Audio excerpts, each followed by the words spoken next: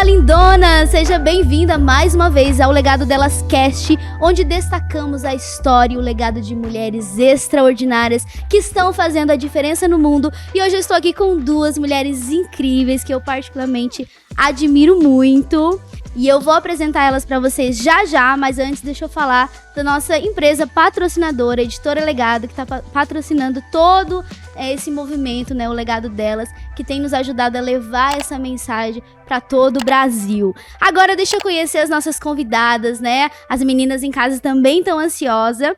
Então aqui eu tô recebendo Fabrícia Peron, que é empresária do grupo GFP, Medicri Medicina e da empresa Empreende Mulher.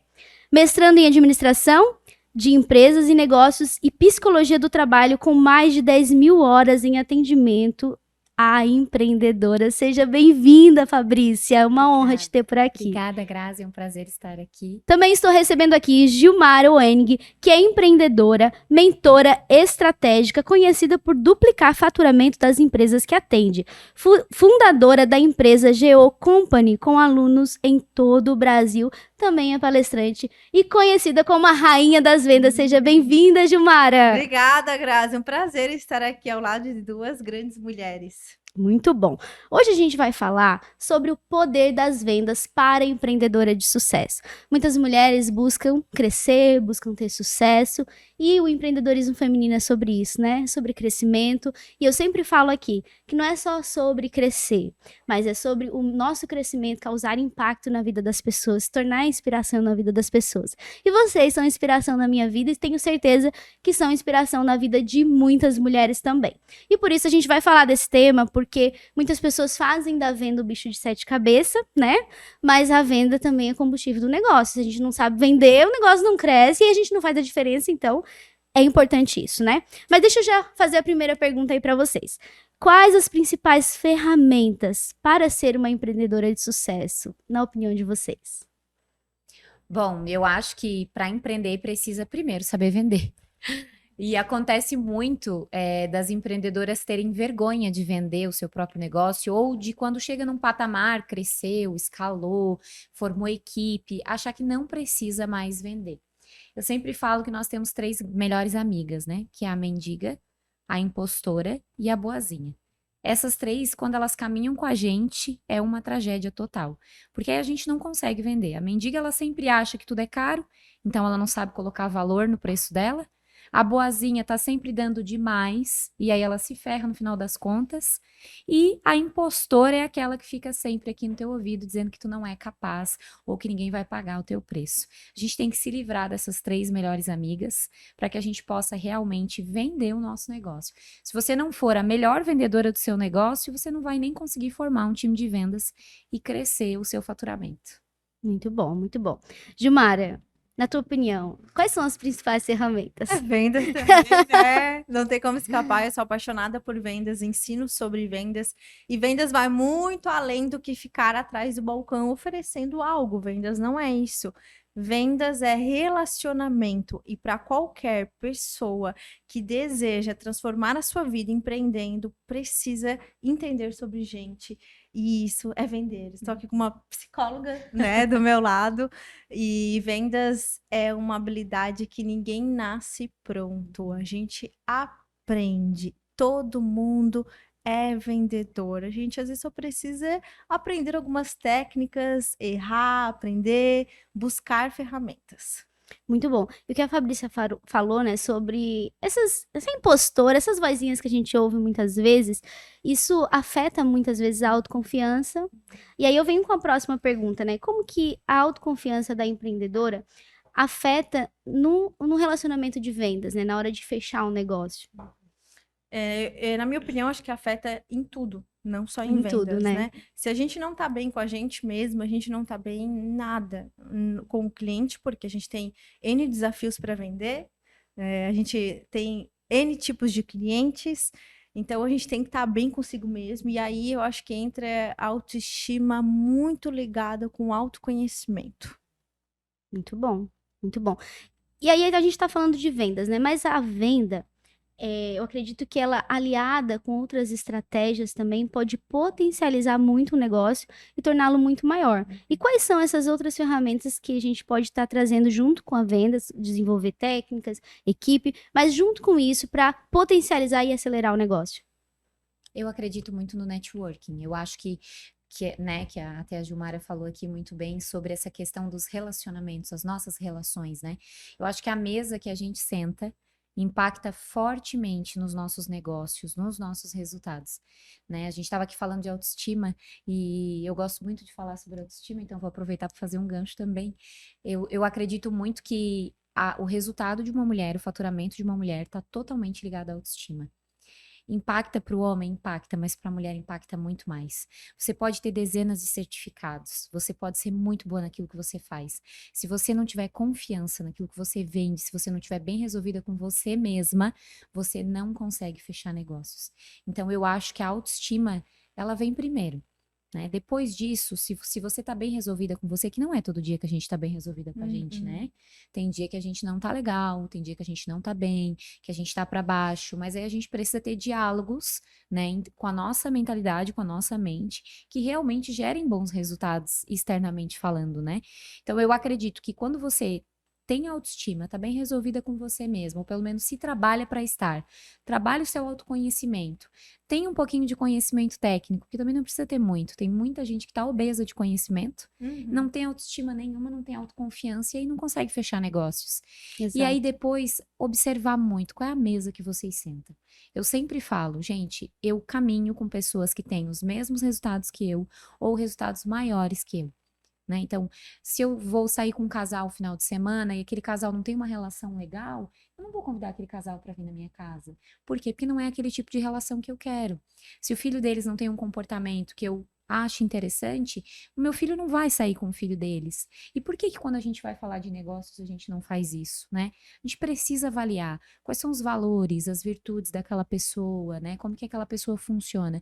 E isso não é só para casamento, amizade, isso é para negócios, principalmente. A mesa importa muito. Importa. E a gente escolhe, né? A mesa que a gente Exatamente. sente. Exato, era isso que eu ia frisar aqui. Tem pessoas que acham que a autoestima, que a autoconfiança, tudo isso vai vir, vai, né? Enfim, vai vir sozinho. Eu acredito que é uma decisão. Assim como você escolhe as mesas que você senta, as pessoas que você se relaciona, com quem você faz negócios, você tem que decidir todos os dias desenvolver a autoestima, né? Porque é como vocês falaram, nem sempre a gente vai estar animada, nem sempre vai estar se achando linda, maravilhosa, nem sempre. Mas eu decido quem que eu quero ser. Só que a partir de uma decisão eu preciso ter um comportamento e esse comportamento precisa ser congruente com a mulher que eu quero me tornar.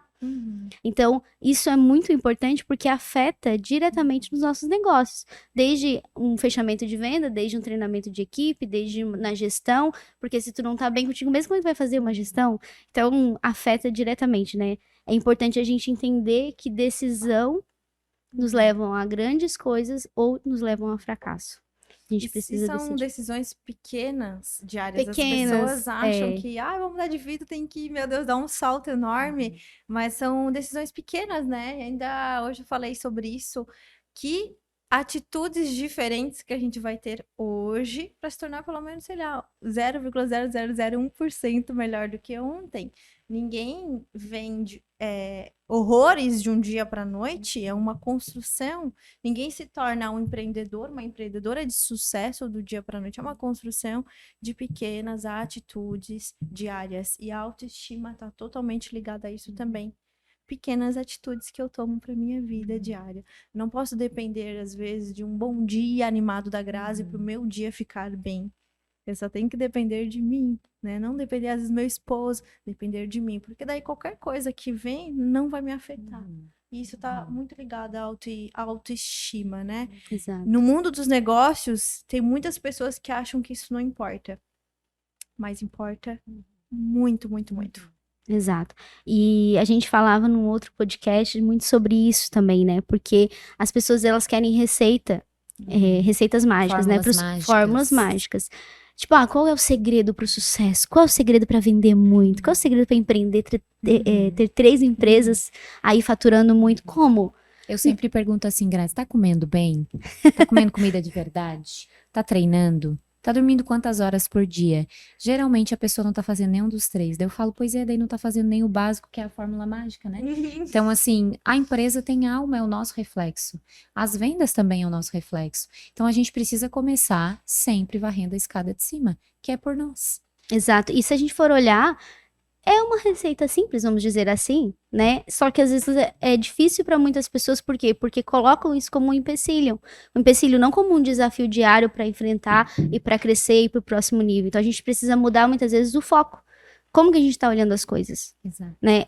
Eu sou capaz de decidir o que eu vou fazer no meu dia, na minha manhã, e com quem eu vou me relacionar e quais serão as minhas atitudes. Só que muitas pessoas, infelizmente, estão deixando se influenciar por que estão falando, por que vejam, enfim, muitas coisas que estão aí atrapalhando, né, os nossos resultados. Como que a gente se prepara para esses nãos? Como que a gente ressignifica esses nãos para não desistir de continuar vendendo? Primeiro é mentalizar que o não vai fazer parte. Sim. Então, eu sempre falo que vendas é métricas. Quantos não tu vai receber para receber um sim? A partir do momento que tu tem essa métrica de quantos não, tu sabe onde tu pode ir, quantos sims tu pode chegar. O não é de certeza que tu vai receber. Todas as vendas, e quanto maior o ticket da venda, mais eu recebo objeção. O que é objeção? É como se fosse um não também escondido do cliente, né? Ele fala, às vezes tá caro, vou pensar, né? Vou falar com fulano. Não educado, né? Depois eu Não, vejo. Vou falar com o marido.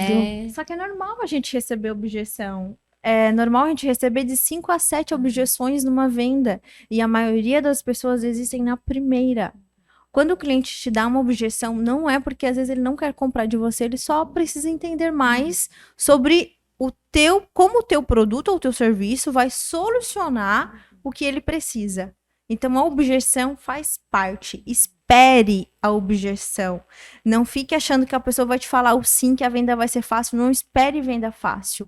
Espere a objeção. Quando você está esperando a objeção, você já sabe que você vai conseguir contornar.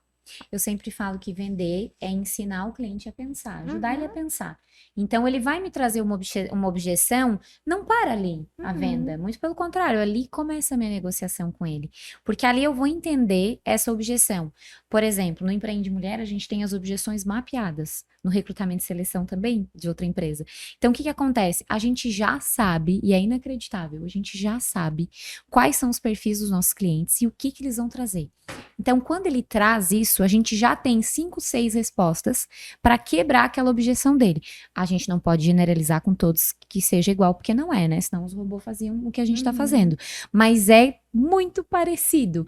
Então, a objeção, ela vai vir. Só que a gente tem que ajudar o cliente a pensar. E muita gente tem preguiça de fazer isso. Então, o cliente disse assim, e é porque eu não tenho limite no cartão. O meu time do comercial do Empreende não para ali. Não, mas olha só, quem sabe, já teve algum movimento, alguma vez que tu fez uma compra sem ter limite no cartão? Já, uma vez eu comprei um curso, eu pedi o cartão do meu marido.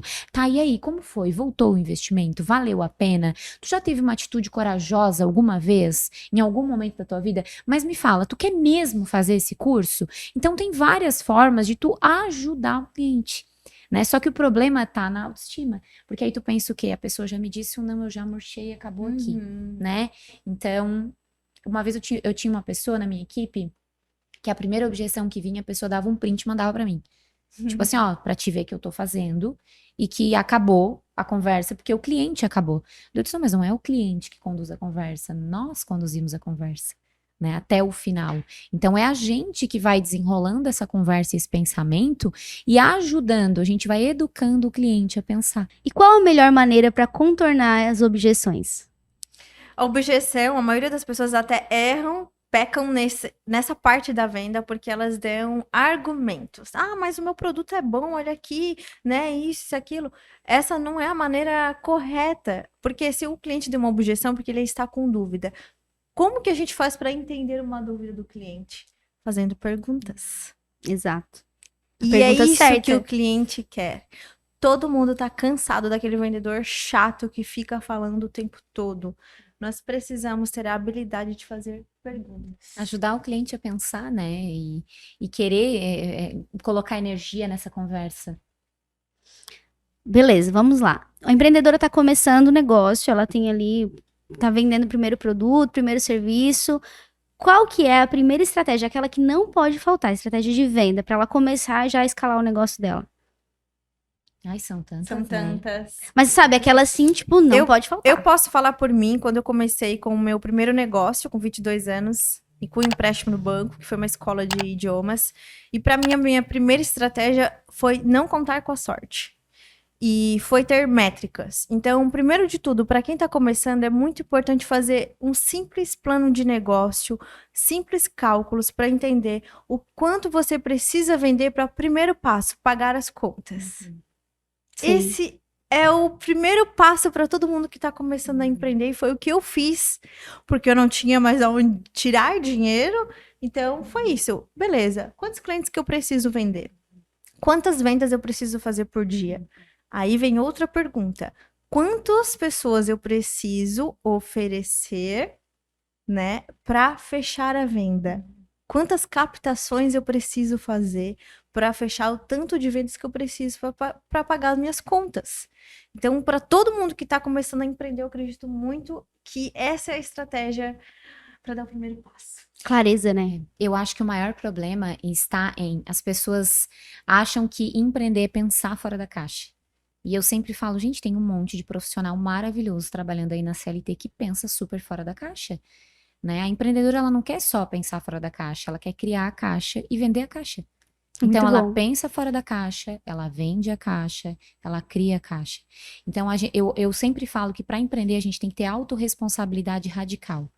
Porque a autorresponsabilidade nem todos os profissionais têm. Tem um monte de empresa que eu passo que os profissionais não têm autorresponsabilidade nenhuma. Fazer o que eu tenho para fazer, 6 horas eu vou embora e deu, e ele não cresce.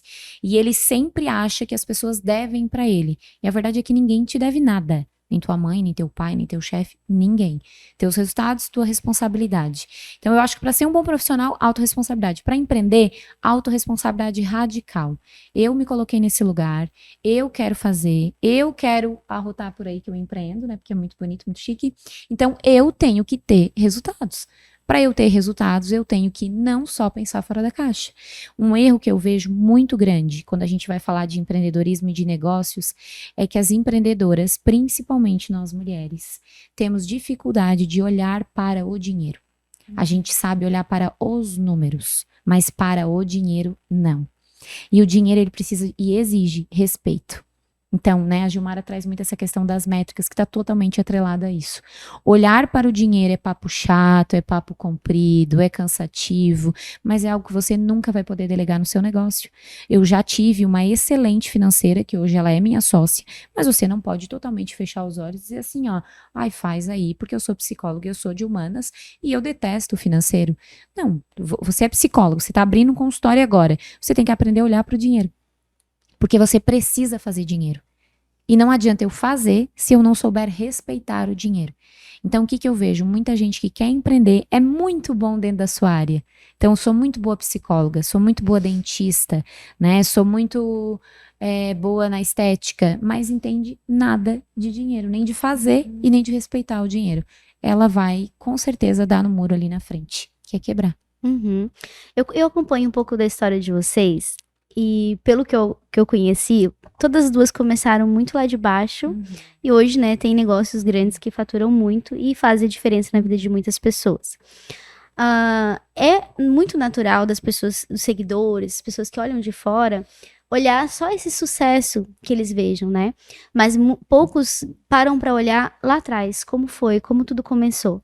Então eu queria ouvir de vocês, e eu acho que é algo que nossas pessoas que nos acompanham, a mulherada que tá em casa, gosta muito de ouvir os pequenos começos, porque é algo que incentiva aquela que tá começando, aquela que tá querendo também chegar no sucesso, também chegar no crescimento.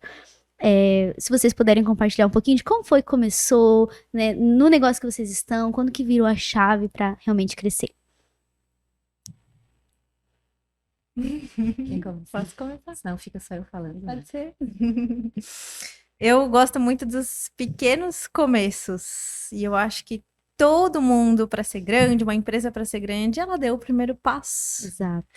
E tem muita gente que às vezes espera tanto tempo para dar esse primeiro passo, né? Então eu acho que o primeiro de tudo a gente dá o primeiro passo. Naquela mudança que a gente tanto deseja, foi assim que eu fiz. Eu tinha 22 anos, trabalhava numa empresa multinacional, e apesar do meu salário na empresa, eu não tava feliz, sabe? Eu até falo hoje, fazer aquilo que ferve aqui dentro, aquilo assim, nossa, é isso que eu gosto, mesmo com os desafios, é isso que eu amo fazer. Então, eu não sentia isso. E aí, eu comecei a fazer o curso de inglês na cidade vizinha, porque na minha cidade não tinha, era uma cidade de 20 mil habitantes. E aí, no caminho, eu começava a pensar, poxa vida, acho que dá para abrir uma escola de idiomas aqui na minha cidade. Nunca ninguém abriu. Nova, sem dinheiro, mas com muita vontade e desejo de mudança de vida. E aí eu comecei a estudar, me tranquei meses no meu quarto para estudar, bolar um plano de negócio, fui para Curitiba de ônibus sozinha para conhecer a franqueadora, e aí eu decidi pegar o empréstimo no banco e começar o meu primeiro negócio. Eu não tinha dinheiro para ir na padaria comprar um pão. Eu zerei totalmente a minha conta. Não tinha na época cartão de crédito, que hoje todo mundo tem. Na época não tinha. E foi assim que eu dei meu primeiro passo. Eu estava tão decidida a mudar de vida, a mudar a minha realidade, que eu só pensava numa coisa, fazer dar certo. Não tinha o dar errado na minha mentalidade, nem no meu pensamento. Vou fazer dar certo, eu nasci para dar certo e isso vai dar certo. Todo mundo duvidou, porque uma escola de idiomas numa cidade de 20 mil habitantes, a franquia, ela teve que ajustar um modelo de franquia para uma cidade pequena, porque não existia. Consegui até convencer eles. Olha o quanto a venda é importante. Ia dizer. Já era boa desde lá, né? A gente vai aprendendo, né?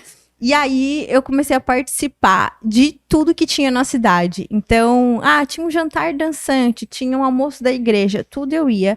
E eu já fazia minha listinha de quem poderia fechar comigo. E assim eu comecei a fazer minhas captações e fazer venda, venda, venda.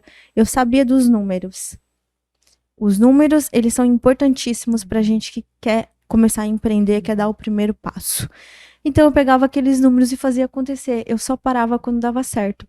Nós ganhamos um prêmio destaque nacional na franquia. Ficamos entre as 10 primeiras que mais fizeram matrículas durante já alguns anos, numa cidade que ninguém acreditava que ia dar certo. Mas não importa. Todo mundo pode acreditar que não vai dar certo o teu negócio. Uma pessoa precisa acreditar que vai dar certo. E essa pessoa é você. Nossa, que forte. A partir do momento que tu tá disposta a você dar certo, cara, vai dar. Não existe o impossível para Deus. Então, vai atrás que dá. E aí, esse foi meu primeiro passo. Depois disso, eu empreendi em várias áreas, até que começaram a me pedir ajuda. Gilmara, me ajuda aqui a vender o meu negócio. E eu comecei a ajudar amigos meus. E um amigo meu falou, eu ajudava, né? E eles iam na empresa, eu ajudava. E o amigo falou, cara, tu precisa trabalhar com isso. Aí eu falei, não tenho tempo. Né? O que todo mundo fala quando tá assim, não sei se isso é pra mim, não. E aí eu falei que não tinha tempo, e aí ele, não, tu vem. Aí eu fui na empresa dele, dei um treinamento, falei sobre vendas, métricas, ele aumentou 20% do faturamento dele em um mês. E aí ele fez um Pix pra mim. Eu disse, meu amigo, tá maluco? O que é esse Pix? Cara, tu precisa trabalhar com isso. E aí foi onde eu comecei aos poucos a trabalhar, ensinando as pessoas aquilo tudo que eu estudei, apliquei nos meus negócios. E é onde a gente está hoje. Estou com alunos não só no Brasil, fora do Brasil também. E amo trabalhar com transformação. Muito bom, nossa, demais, né? Muitas pessoas começam, às vezes, pequeno e ficam dando ouvidos ao que as pessoas dizem. Mas quando é pequeno, eu não sei se com vocês foram assim, mas quando eu comecei foi assim. Poucas pessoas vão acreditar. Né? E é raro aquele que vai dizer não vai, que vai dar certo. E às vezes não é simplesmente porque querem o nosso mal. Muitos é porque acham que não vai dar mesmo. Enfim, porque na mentalidade dele não ia dar certo e tudo bem. Os nossos familiares serão os primeiros a não acreditar, porque eles querem nos proteger. Querem nos proteger. Então... E aí onde é a decisão de você fazer o que a Gilmara falou. Peraí, eu acredito? Eu sei que vai dar certo? Então eu vou lá e vou fazer acontecer. Aí o fazer acontecer é fazer o que precisa ser feito, né? Mesmo que às vezes eu tenha que trocar prazeres momentâneos por prazeres futuros. Mesmo que eu tenha que sair de rodas de amigos, que eu tenha que trocar aquilo que eu tô lendo, aquilo que eu tô vendo, fazer decisões muitas vezes difíceis, que aparentemente, né, Porque o difícil é quando tu tá ali no começo, tu tá fazendo essas decisões e parece que não vai, né? Mas lá na frente tu vai olhar e vai dizer, nossa, valeu a pena. Muito bom, parabéns pela tua história. E até falando sobre familiares, eu assinei o contrato do lugar onde eu ia alugar, assinei o contrato da franquia. E depois que eu cheguei em casa, eu falei para meus pais. Então, pai e mãe, eu vou abrir meu próprio negócio, uma escola de idiomas. Eles não sabiam nem direito o que era idiomas. Então, eles, não, vamos lá, vamos. E aí, eles me ajudaram a carregar as coisas, a construir parede, né? Então, me incentivaram. E é muito pela oportunidade também que eles não tiveram, como a gente tem hoje, em buscar conhecimento, né? Sim. Abre o Google, tu descobre qualquer coisa. Na época deles não tinha isso, né? Então, não é porque eles querem ver o mal. Exato.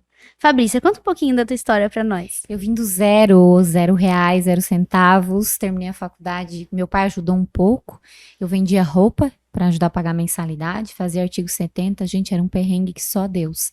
E no fim fiz FIES, porque eu não dava mais conta, estava toda endividada e era uma tristeza. Morava sozinha, pagava a faculdade, então eram muitas, e vai ficando pesado, que a mensalidade vai aumentando, né, cada vez mais. E assim que eu me formei, eu fui convidada por uma professora para prestar serviço na consultoria dela. Para isso, eu teria que abrir um CNPJ, uma MEI, para prestar esse serviço. E eu ia casar logo em seguida. Eu estava noiva, ia casar, tinha formatura para pagar, não tinha carro, morava sozinha. E eu fui.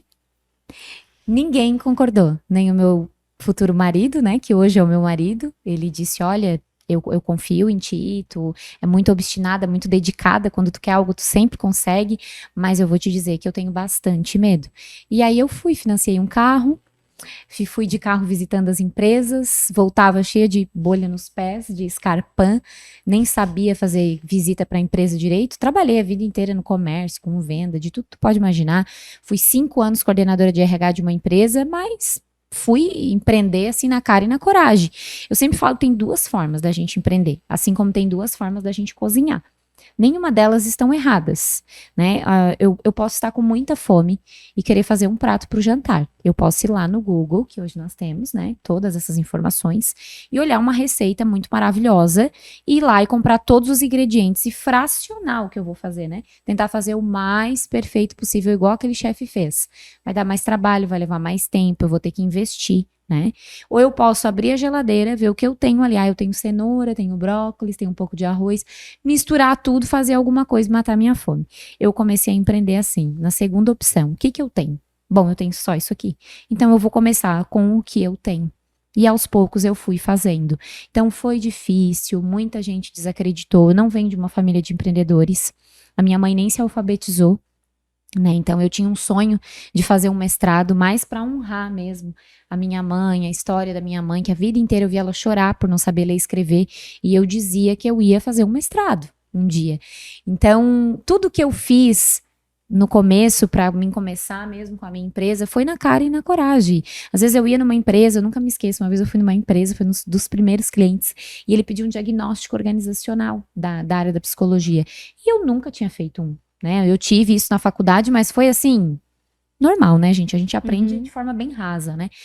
E aí eu disse, faço.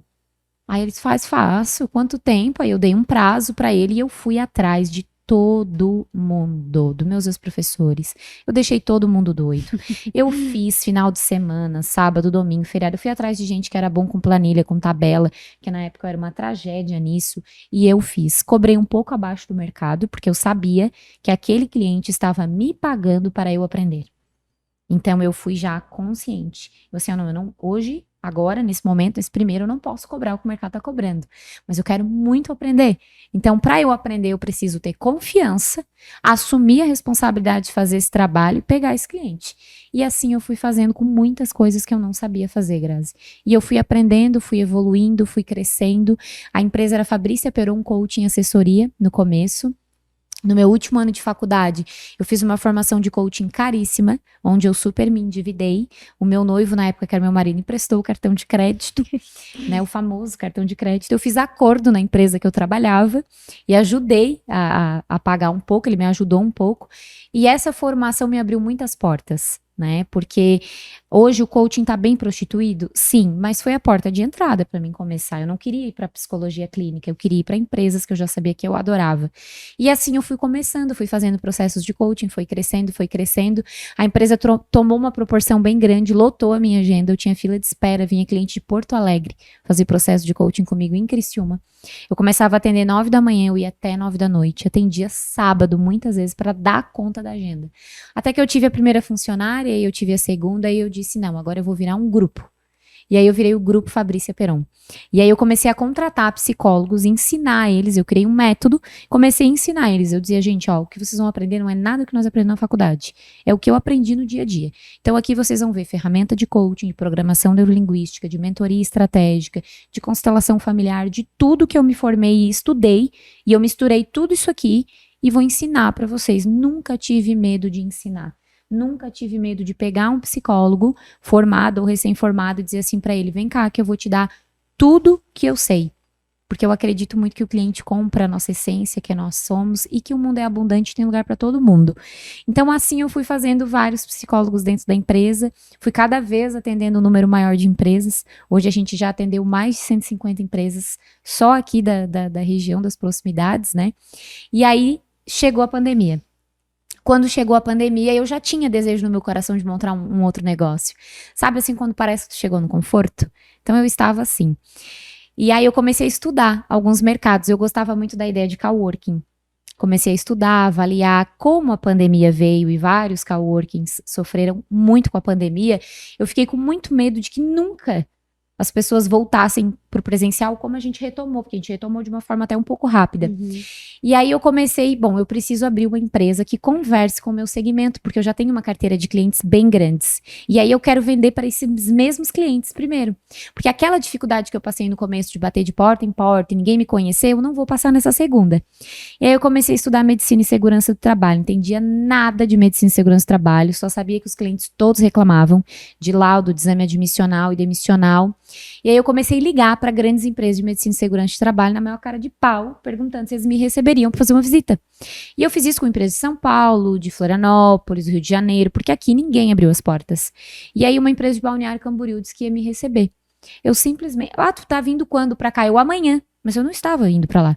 Eu disse, não, mas amanhã eu tô indo pra aí. Eu consigo passar aí amanhã depois do almoço. Pode ser? Pode, uma passada rápida pode ser. Convidei a minha sócia, que na época era minha funcionária, e disse, Mônica, vamos comigo pra Balneário Camboriú amanhã? Eu vou estudar um novo modelo de negócio. Ela, vamos. Disse, ok, viabiliza a agenda aí que a gente vai. Peguei o carro, fui, cheguei lá. Assim, ó, sem nem saber o que eu ia falar com um cara, mais ou menos.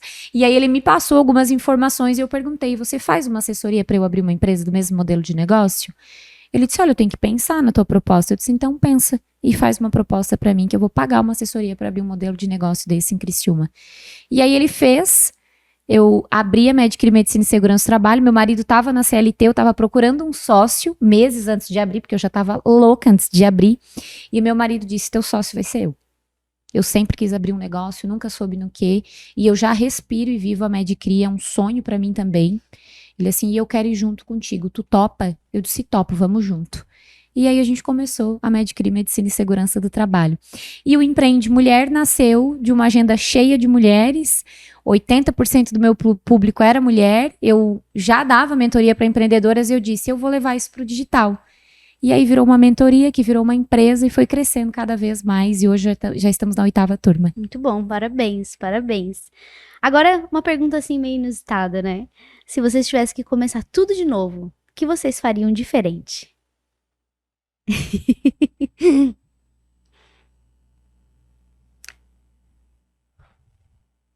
Não mudaria muita coisa, não. Eu acho que eu buscaria mais network desde cedo, desde nova, apesar de eu ter começado nova.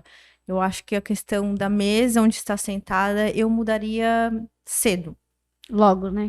Logo. Depois que eu comecei a buscar conhecimento, que eu entendi a importância que era o network. Uhum. Eu mudaria isso no restante. Sabe que pra mim seria isso também, tá? Eu demorei muito pra começar com network. Depois que eu comecei a investir nisso, o negócio só foi. Fabrícia. Eu nunca tive dificuldade de fazer network, eu sempre fui bem agregadora, assim, desde a Uhum. infância, assim, sempre com bastante roda de pessoas, enfim. Uma das coisas que eu mudaria, com certeza, é a questão do workaholic. Eu era muito workaholic no começo, eu sou uma pessoa que eu me realizo muito pelo trabalho, o meu pai é muito assim, eu tenho essa característica dele, e eu adoeci. Né? Então, chegou no meio da caminhada, não posso só contar as flores, né? Chegou no meio da caminhada, eu adoeci, eu tava muito no meu masculino, então eu olharia antes pra minha saúde mental e principalmente pra minha polaridade feminina, porque eu comecei a empreender muito no masculino e isso me adoeceu, ficou muito pesado pra mim, então a gente pode empreender como mulher. E tu acredita que isso é autoconhecimento também? Com certeza, total. É, né? Eu sofri muito preconceito no começo, então eu ia em empresas grandes, onde o conselho eram todos homens, todos mais velhos, né? Então eu comecei a usar muita roupa escura, que era uma coisa que eu não usava.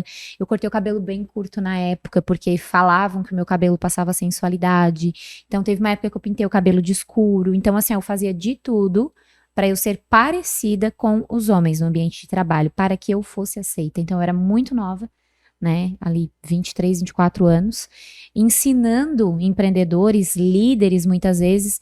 Então eu sofri muito preconceito no começo. E aí o que eu fiz? Fui totalmente para a polaridade masculina, até adoecer. Então eu acho que eu olharia antes para o meu cuidado, para minha polaridade feminina, que é o autoconhecimento. É autoconhecimento, até porque quando a gente começa a empreender, a gente só pensa no trabalho, né? Exato. E aí vai deixando algumas coisas de lado, a saúde às vezes. É normal, né? Isso, só que a gente não pode deixar isso de lado. O autoconhecimento, a saúde mental, nossa saúde, tudo, tudo, tudo. É um cuidado que a gente não pode deixar de lado. Eu acho que eu também tive isso, mas mais pela questão da saúde. Deixei tudo, parei de fazer tudo que eu fazia, até porque não tinha mais dinheiro para ir pra academia, mas poderia caminhar, por exemplo. Sim. Parei tudo que eu fazia na minha vida para viver o trabalho. Então era 100% trabalho, até que também comecei a ter crise de enxaqueca e entender que não era esse o caminho. É um equilíbrio. O compromisso que a gente tem para resolver amanhã, não adianta nada eu ficar antecipando ele na minha mente sem saber o que vai acontecer. Eu tenho que me preparar, mas não adianta. E isso tem a ver com o autoconhecimento e a mentalidade. A mentalidade ou ela nos constrói ou ela nos destrói. Todos os dias. É uma maturidade que leva tempo, né? No empreendedorismo. A gente vai vivenciando e vai vendo assim, a que preço, né? Será que é assim? É esse preço mesmo que eu quero? E aí a gente vai observando que não é assim, né? Exato. Sucesso vai muito além de ter uma empresa com bons números e bom faturamento. Eu sempre falo que eu sou a única mentora que faz uma mentoria onde os princípios envolvem família, espiritualidade, então apoio a outras mulheres, porque a maioria vem fazer mentoria achando que eu vou falar só de business, e não, né? Muito pelo contrário, eu começo pelo autoconhecimento e pelo pessoal. E até uma questão muito legal é como que eu faço para antecipar isso? Esse processo que tanto eu como ela erramos. Eu acredito muito que é pela busca do autoconhecimento, que tem a ver com conhecimento, e escolher quem você vai escutar. Com quem você vai sentar, e isso desde cedo, quando você começa a empreender. Bons mentores, né? Também, isso é muito importante. Que não não fira os teus valores, Exato. né? Tem algo que a Fabrícia fala muito, que é sobre o merecimento, né? Porque, tipo, quando a gente tá no empreendedorismo, principalmente no início, é natural que a gente, né, acelere e vá com mais afinco, mas hoje eu tenho aprendido muito sobre isso, sabe? Se eu deixar ir no piloto automático, eu não vou parar. Porque, tipo, da minha natureza de eu já ficar acelerada, eu já sou agitada, eu já quero pensar novas ideias, mas hoje eu tenho aprendido disso, sabe? De eu pegar e botar na minha agenda, eu preciso ter o tempo pra usufruir, né? Pra praticar o merecimento. Porque senão, tu vai no piloto automático, tu não ir trabalhando a tua consciência em relação a isso, família, né? O tempo de qualidade com a família, pra você mesma. Então, é importante, até isso é na decisão, né? Porque, tipo, poxa, se eu sei que isso é importante pra mim, vai afetar nos meus resultados, eu tenho que decidir. E como que eu faço isso? Coloca na agenda. Se planeja, senão também não dá muito certo. Até porque no começo, muitas vezes, você vai demorar um tempo para ter um prolabore, né? Então, muitas vezes, o seu salário vai ser um salário emocional. E o que que é um salário emocional? Eu ter liberdade de horário, eu ter um tempo onde eu possa fazer uma unha no meio do dia, porque no final de semana eu fiquei com o notebook e eu precisei ficar, ou porque depois do horário muitas vezes eu precisei atender um cliente. Então a gente precisa ter esse salário emocional no empreendedorismo, porque se a gente não tem, a gente adoece, porque a gente vai trabalhar mais.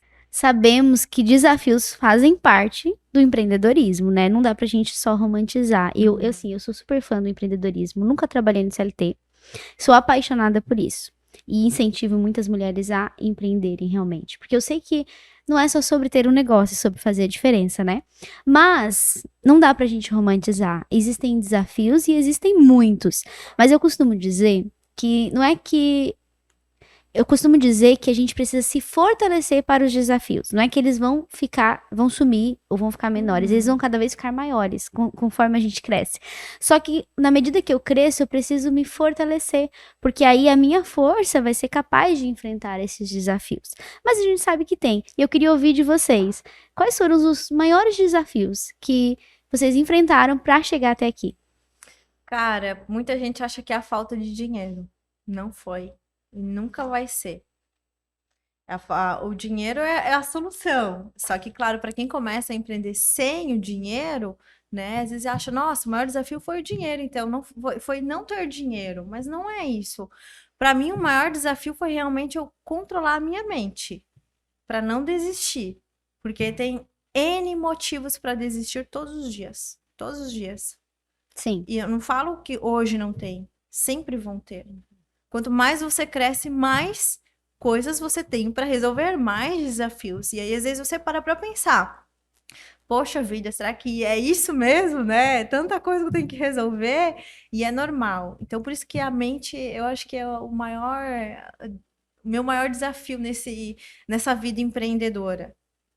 Foi controlar a mentalidade. Para mim foi a falta de merecimento, que é um dos princípios que eu trago tanto no Empreende Mulher, porque eu tinha muita dificuldade, eu sentia muita culpa, Grazi, no começo. Então eu não conseguia, assim, ó, me permitir descansar.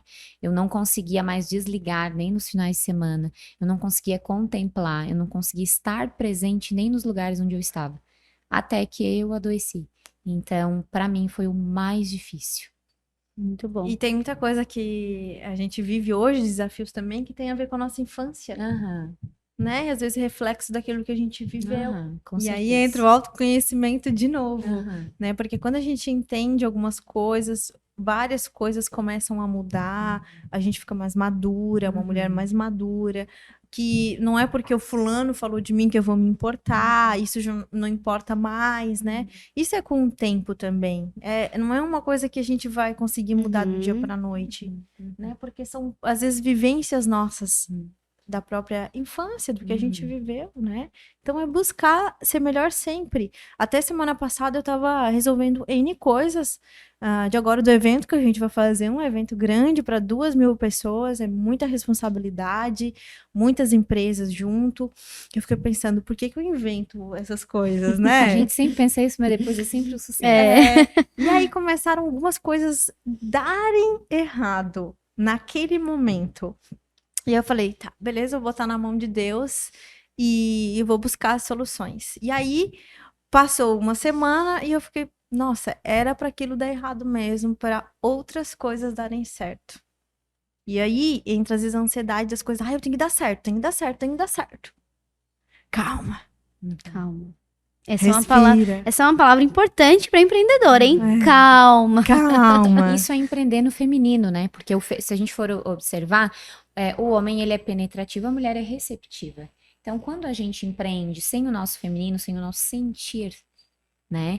Quando o negócio trava, a gente não permite que ele flua mais. A gente acha assim, deu errado. Vai ter que dar certo na força do ódio agora. Então, o que acontece? Muitas vezes vai dar certo, mas não vai dar certo à tua maneira.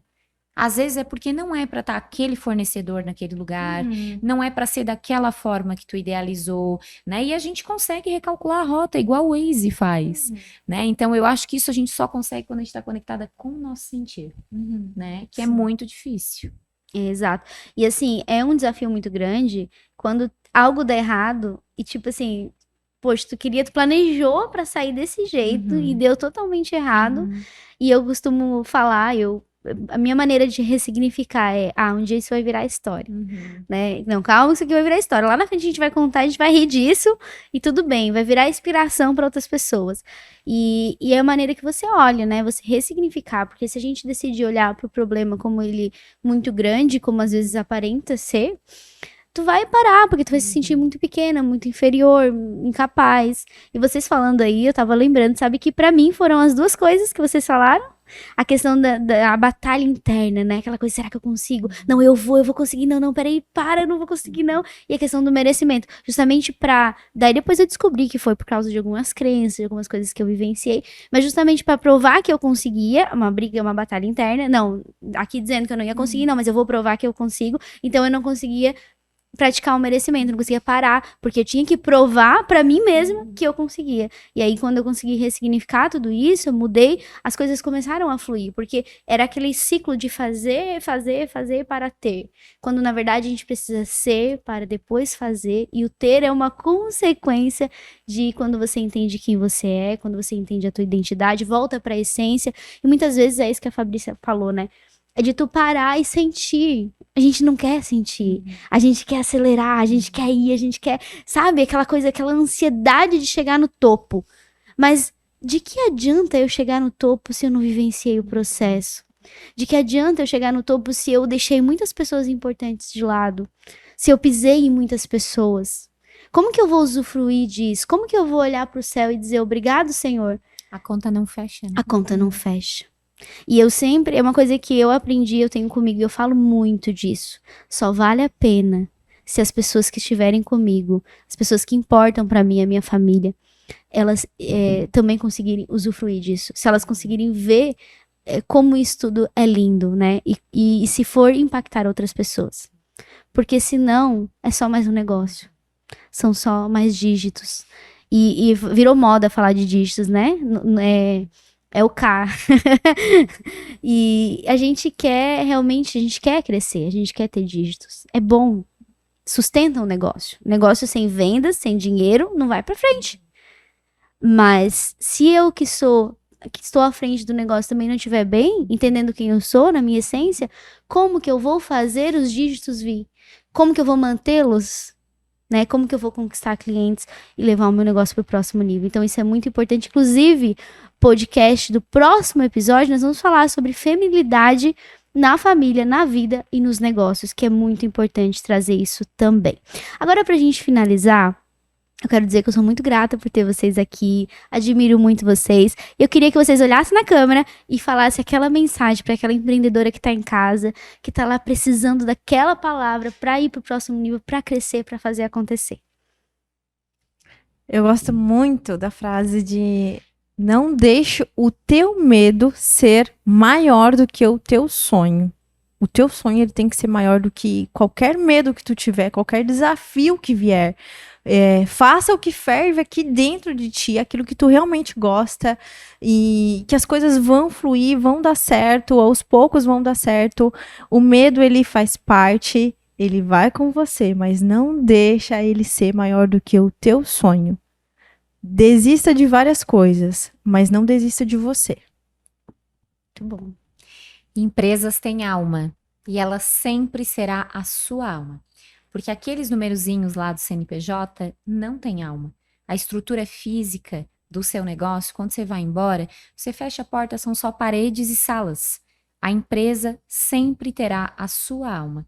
Você sempre será a alma do negócio. Se você estiver bem, se você estiver trabalhando todas as áreas que são fundamentais, que são os 4 mundos que eu sempre falo, espiritual, mental, emocional e o físico, a conta vai fechar e você vai prosperar e vai evoluir. Olhe sempre para a sua alma. Isso vai impactar o seu negócio e vai ser o reflexo do seu sucesso. Muito bom, lindonas. Este é o Legado Delas Casts. Eu tô muito feliz porque eu tenho certeza que esse conteúdo, essa mensagem que a gente deixou vai impactar pessoas e elas vão poder crescer colocando isso em prática, mas tem que colocar em prática, tem que entrar em ação. Não adianta só achar que a gente falou bonito, né, que a história é bonita, porque é realmente, né, história de superação, mas tem que pegar e fazer igual elas, ir lá e fazer acontecer. Mas antes da gente finalizar, eu tenho um presentinho Pra Fabrícia, a Fabrícia, ela é uma das coautoras do nosso livro, então por isso que o livro dela é diferente, porque eu não ia dar o livro que ela escreveu, né? Então, presentinho aqui da Editora Legado. E pra Gilmara também, né? Um presentinho aí, como gratidão de vocês estarem aqui comigo, compartilhando conhecimento. Eu que agradeço a participação, parabéns pelo trabalho que tu vem fazendo e transformando tantas mulheres, né, com conhecimento e que existam mais mulheres assim como vocês, né? Que eu acho que o mundo fica melhor, as mulheres sofrem menos também, né? O processo fica mais saudável, então tudo flui. Parabéns pelo trabalho que vocês vêm fazendo. Obrigada. Obrigada, Grazi. Obrigada, Gilmara. Eu sempre falo que as nossas ancestrais carregaram o piano nas costas para hoje a gente poder ouvir música. E hoje tem até Spotify, né? Nossa. Então o tempo da guerra acabou. Nós mulheres temos que fazer mais isso aqui. O nosso feminino agradece, né? Fazer troca, estar entre outras mulheres. Foi maravilhoso estar aqui com vocês. Adorei participar. Aprendi muito, tanto com a Grazi quanto com a Gilmara.